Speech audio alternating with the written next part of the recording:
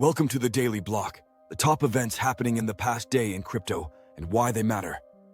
Buckle up. Gains are imaginary, narratives are sold separately, and volatility has a PhD in chaos. Bitcoin prints a new record high, roughly $125,000. BTC blasted past prior highs to about $125,000 over the weekend, with manic intraday swings and quick profit-taking by late buyers. On-chain data shows exchange balances at multi-year lows. UTXO counts down to their lowest since April 2024, and whales quietly stacking more Satoshis.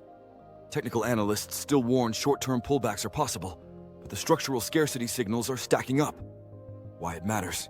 Fewer coins on exchanges, a shrinking UTXO base, and renewed whale accumulation mean thinner liquidity and higher squeeze potential, conditions that can accelerate rallies or create violent short squeezes.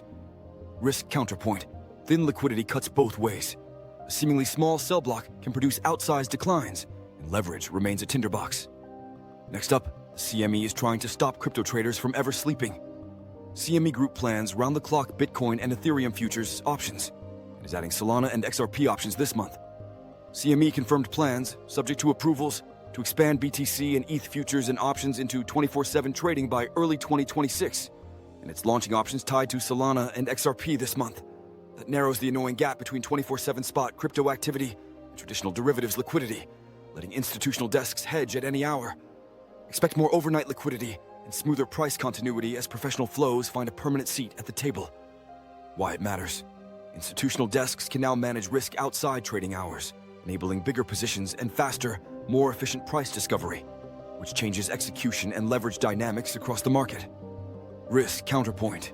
More liquidity can reduce gaps, but also enables larger, faster cascades when algo desks rebalance. Volatility won't disappear, it will just wear a suit. Big bank optimism. JP Morgan pegs Bitcoin fair value at about $165,000. JP Morgan tweaked its volatility-adjusted gold parity model and now pegs Bitcoin's fair value near $165,000 versus roughly $123,000 spot. The bank argues reduced BTC to gold volatility and steady ETF and futures flows justify a meaningful upside, framing it as a mechanical allocation, not a macro moonshot. The headline gives allocators a respectable headline to cite in memos and committee meetings. Why it matters. When a major bank publicly floats 30 to 40% upside, it gives institutional allocators cover to increase exposure and often triggers follow-on flows from quant funds and asset managers. Risk for counterpoint. Models are models. If volatility reverts or flows slow, that fair value adjusts downward fast. Headline risk is real. Binance soaked up a giant chunk of capital, $14.8 billion net inflow in Q3. Crypto Quant shows Binance absorbed about $14.8 billion net in Q3, driven heavily by stablecoin deposits and aggregated buying power. Binance remains the dominant liquidity hub, so when capital concentrates there, it amplifies spot and derivatives flow concentration and keeps it central to price discovery. That sort of capital concentration makes Binance basically the main engine of market moves. Why it matters. Massive inflows into one exchange, both fuel rallies and create single exchange concentration risk. Big moves on Binance can reverberate across the market and trigger cross-exchange squeezes. Risk counterpoint. Over-reliance on one liquidity hub increases systemic risk. Regulatory action, outages, or withdrawals at Binance would have outsized market impact. UK may reopen retail access to Bitcoin ETFs 4 years after the ban. Reports indicate the UK regulator is preparing to lift its 4-year ban on retail access to Bitcoin ETFs this week, reversing a policy from 2021. If retail brokers can list spot BTC ETFs, a fresh pool of domestic demand could open up. Think pension money and app-based retail flows. This would be another structural demand channel, similar to what we saw in the US after ETF approvals. Why it matters. Retail access to ETFs creates a predictable, regulated demand pipeline for BTC that can materially increase flows and reduce the unpredictability of decentralized on-ramps. Risk counterpoint. Retail ETF inflows ebb and flow with sentiment cycles and could amplify volatility during retail-driven FOMO or panic.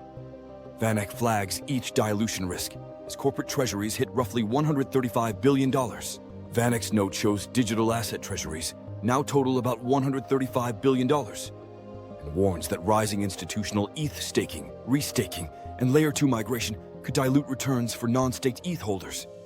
The restaking boom, Think eigenlayer and similar, plus massive treasury allocations shift the economics away from pure fee yield towards staking and credentialed revenue streams.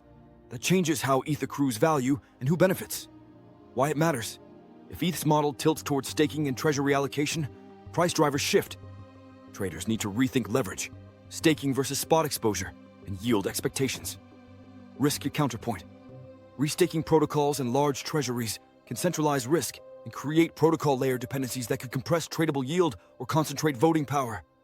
Whale drama on Hyperliquid, a mega short worth about $59.1 million. On Hyperliquid, a single high-risk trader added a fresh $35,000 short to an existing massive short totaling about $59.1 million, with an average entry around $123.7 thousand, meaning liquidation sits near $244,000 given the leverage. The position is transparent on the platform and represents a hugely concentrated tail risk bet against BTC. Why it matters? Large concentrated shorts on a single venue are prime catalysts for violent liquidations. If BTC jumps, those positions can get wiped and produce massive short squeeze spikes. Risk counterpoint. The trade could also pay off if leverage holders get price action right. But the systemic risk of a wipeout is what keeps traders awake. Meme mania returns. BNB Chain's 4 meme launchpad pulled in over $1 million in fees in a day. BNB Chain's 4 meme launchpad generated over $1 million in fees, about 945.76 BNB, in a single day, as hundreds of thousands of new tokens were minted and token creation volumes exploded. Thousands of meme projects are being launched with a graduation rate of about 1.34%, producing thousands of tradable tokens and fueling retail mania. Low fees and high throughput make BNB a meme coin factory again. Why it matters.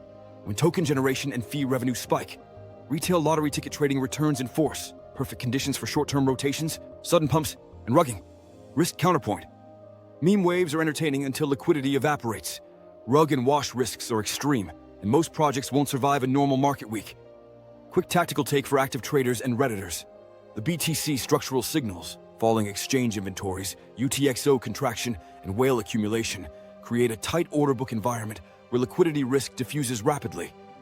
Institutional catalysts like CME 24/7 and new ETF access are likely to add durable demand, but concentrated leverage on venues like Hyperliquid and the renewed meme coin frenzy on BNB mean volatility and event risk remain elevated. Size positions conservatively, use clear stops, and remember one mega whale or outage can wipe a leveraged thesis in minutes. If you like the snark and want more bite-sized market intel, hit subscribe so you don't miss the next Chaos episode. That's Today in Crypto, where the gains are imaginary and the pain is real.